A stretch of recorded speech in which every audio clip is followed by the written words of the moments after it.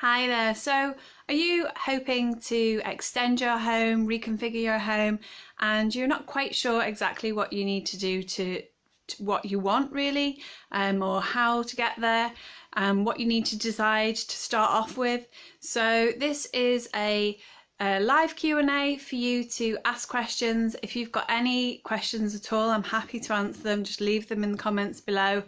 Equally, if you're watching the replay, post a hashtag replay and again ask any questions and I'll come back and answer any comments or questions.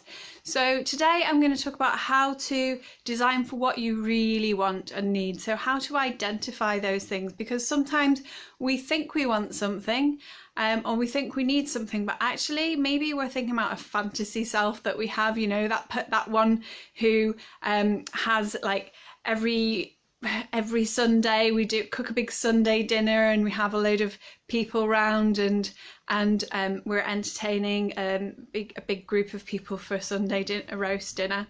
Or maybe that is what you do. Maybe that's what you do every Sunday and that's something that you do. That's your regular weekly entertainment and you do that every Sunday without fail. So whether that is you or whether that's your fantasy you, or whether if you had the space, you would be able to do it. So these are kind of like, what do you really, really, really want and need in your life, and how to make your home sort of catch that to allow you to live your life the way you want to live it. First of all, it's sort of identifying what it is that you really want and need. And also, what do you think you should have because other people have got it? Maybe it's your mum or your cousin or your best friend have got this in their home and you think, well, that maybe I should have that too because, you know, that seems to be what everybody has. But is that really what you want and what you need for your life? It's all about you and your life. So that's what I'm passionate about.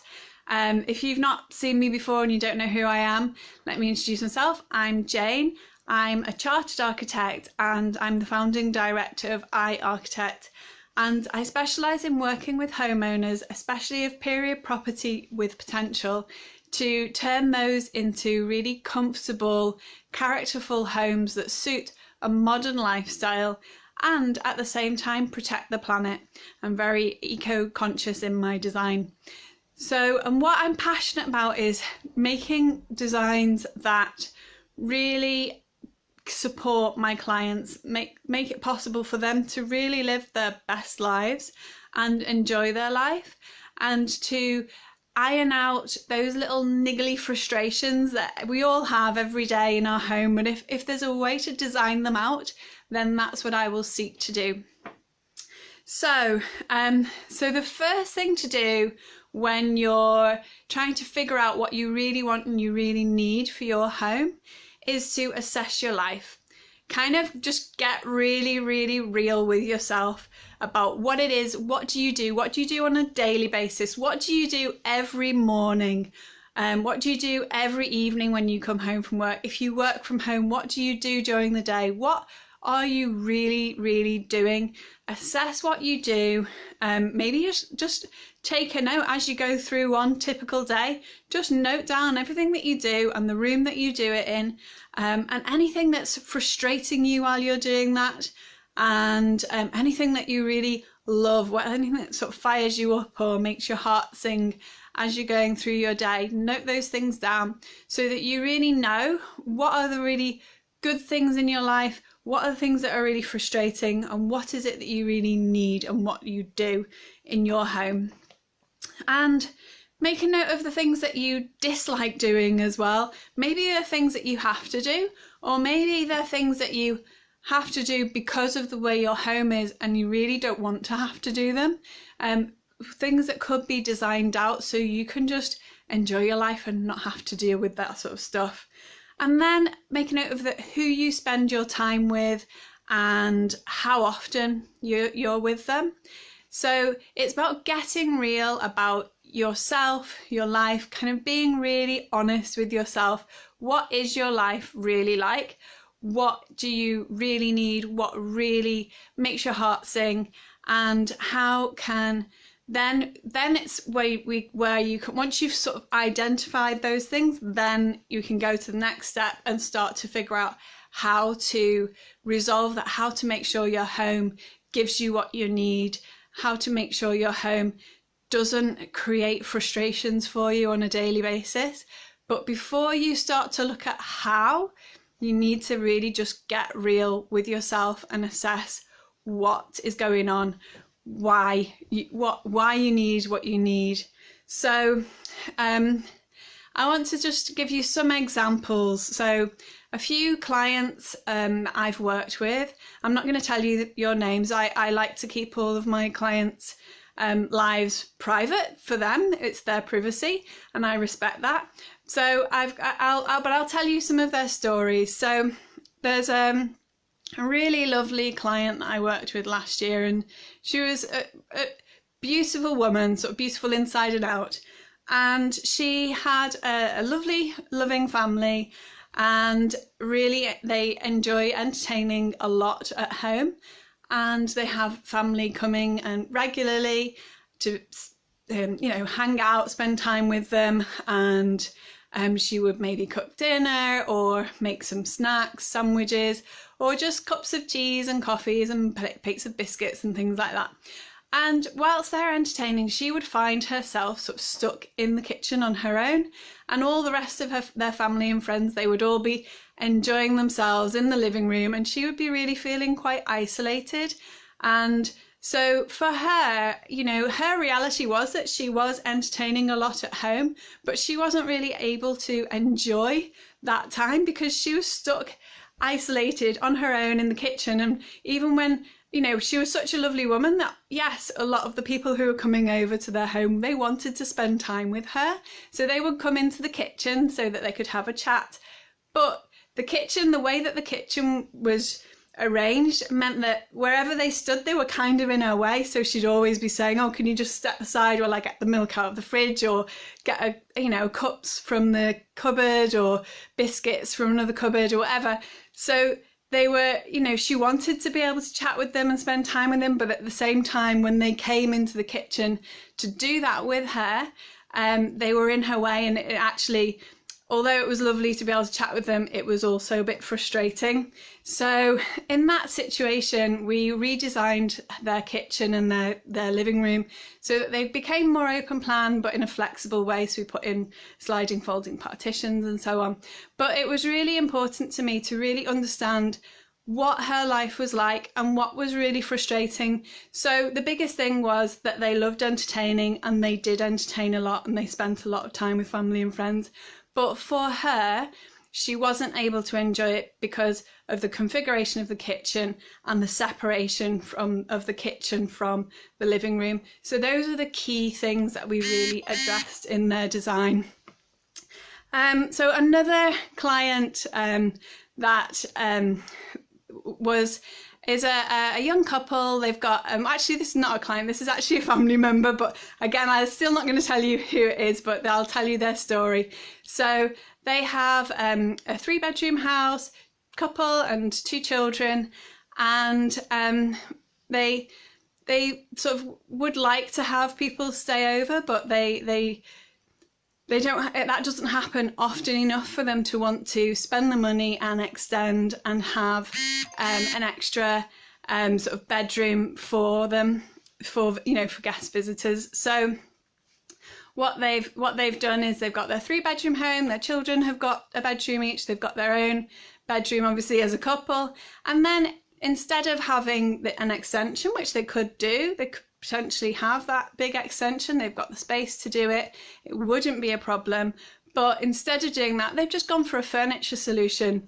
They've just got a sofa bed in the living room, and they can use that for the occasional time when somebody comes to visit. So, it's not always the case that you have to, solve your problems with a big, expensive architectural extension or reconfiguration of your home. That's not the point. But once you really understand what it is that you need and what is the reality of your life, and you sort of assess that thoroughly, then you can start to make the decisions that are going to really make the best use of your money, your investment into your property, and also make that property really work for you. So your home is your home, it's supporting your lifestyle and it's helping you live your best life. Another client that I worked with, a bachelor, who he really wanted his home to be more of a sanctuary, and so he was looking for space where he loves he loves his beers, and he loves listening to music, and he loves his art. And so it was all about making his home somewhere that really felt like a lovable place to be, and where he could actually come home and relax and enjoy his time at home, enjoy his art collection, enjoy listening to music, and enjoy drinking a glass of beer. And so we reconfigured his home, but actually, unlike in other projects where you might be looking at extending, we actually demolished some of his home and made it actually a bit smaller, reconfigured it and made the rooms and the spaces work much better for him, so that he now has a home that is just so beautiful, and it really reflects him and his life and what he loves to do when he's at home. So get real with yourself about what it is that you really want, what it is that you really do, and list all the things that you think you want for your home, and then ask yourself for each of those things, why? Why do I want this? Why is it important? And don't just ask that once, but say, for example, you say, okay, well, what comes out? Well, I want a bigger kitchen, okay? So what I'll do is I'll give you my example of my own personal home. So I have a 3-bed semi, 1930s little Art Deco home, and I love it. It's got loads of natural light, it's in a great location, got a beautiful big garden, and it's a really peaceful neighbourhood with great neighbours. So it's got a lot going for it, but the kitchen is absolutely tiny. And it's quite funny because my 4-year-old yesterday told me, "Mummy, this is a really big kitchen, isn't it?" And I was really surprised at him saying that, because it's such a small kitchen. But, it's interesting to see, different people from different perspectives, and maybe different sized person really will see space in such a different way. And that's also really interesting and important to take on board as well. But for me, the kitchen is really small. And I would like to extend my home. So the reasons that I would look at, so why do I want to do it? Well, one of the reasons is that it just feels a bit tight. It's difficult to get past anybody else in the kitchen, and that's okay for me for now because I'm a single mum now. But when I was when it was more of a family home and we were a couple, there really wasn't enough room for more than one person to be in the kitchen and doing any work.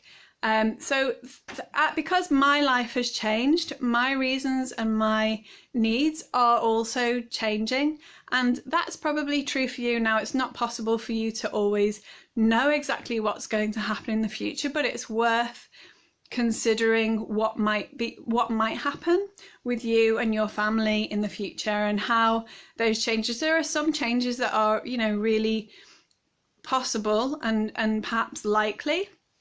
So for example, if you've got children, those children are going to grow up, they're going to become bigger people and take up more space, and they're going to then become more independent, and then at some point, you might say hopefully, they're going to actually leave home and you're not going to have them there.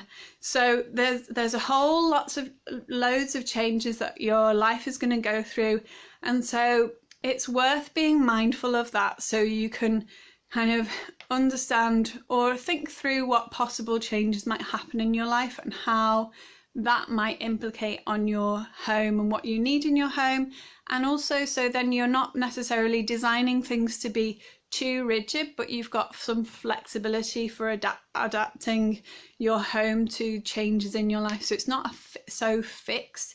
That's the thing with homes, that they're always changing. Your life changes. Maybe you quit your job and start working from home. Maybe you get divorced. Maybe you have a child. Maybe your child's going to grow up and change what they do. Maybe you've got a parent who maybe needs to come and stay with you, live with you for a while because they need that extra support. Or you live far away from family and they come and visit you regularly. So all of these different lifestyles and different needs that we have from our home, they're not static, they're not constant, they will gradually change through time. And so when you're designing a home, it's worth thinking about what are the chances of different things happening, and how am I going to accommodate these different things in my home. So that's not, those are kind of thinking about your potential futures rather than a fantasy self. I mean, when you're thinking of a fantasy self, I mean, in my fantasy, one of the reasons I would love a bigger kitchen is because I would actually love to have more people coming over more often. I have a really big family, a lot of cousins, and I really love spending time with them. But my home as it is right now, it's not big enough to actually have everybody in. You know, all my cousins with their partners, all their children, there just isn't enough space. So if I have my dream extension, then I will be able to have, you know, my cousins come around. But in reality, we kind of get together a few times a year, and, you know, it probably wouldn't be a weekly thing. So in that case, is it really sort of in terms of the value that it would bring to my life for maybe once or twice a year to host that sort of family gathering? Would that really be worth the investment? It's, you know, you need to take these things into consideration. How much is it really going to impact on your life for the better to make these changes? And is the reality actually as the same as this fantasy idea of the life that you'll lead if only you had that bigger kitchen? So ask why is it important for you to do this work? And if you didn't have that bigger kitchen or whatever it might be, would it really change your life if it stayed the way it was? If you did do it, would it change your life? And how would it change your life? And would that be a good thing? Why would that be a good thing? Why would you like that change to happen? Is that a life change that you really want? Or what are the negatives? There are negatives with everything. So it's worth sort of being able to identify what might the downsides be from that. So then you can potentially even start to look at designing out possible downsides. It may be more space makes it harder to maintain. It's you know, more space to clean. Well, then maybe what you can do is start looking at the finishes. When you start getting into some of the design details, maybe you look at designing things so it's much more easily maintained and more easily cleaned. There are lots of ways to design out problems, but you can't design out problems if you don't know what the problems are. You have to really start to identify what possible problems there might be, so that you can put things in place to do what you can to make them less likely to happen. You can't foresee everything. There are always going to be things that crop up that you could never possibly have imagined. But the more time that you spend thinking things through, asking why, asking what, asking how, those sorts of questions, really figuring out what it is that you really, really want, what it is that you really, really need, what it is that it's gonna just make your life so wonderful and so fantastic, and you know, the best it possibly can be. What would those things be? And then what negatives could there be that could kind of derail things? And then is there any things that you could do to either prevent those, or if those things happen, to make them easier to deal with. Think about how are the changes that you're wanting to make going to impact your relationships with your family and friends. Is that going to be a good thing or a bad thing? And think about, if you don't make these changes, what effect will that have? Is that going to be a good or a bad thing? And I think these are the kind of questions that you can ask yourself. And no, they're not easy to ask, and it's really easy to live in this sort of fantasy world of, oh, you know, or to succumb to this idea of, oh, well, you know, everybody's got a kitchen with an island, so I have to have one too.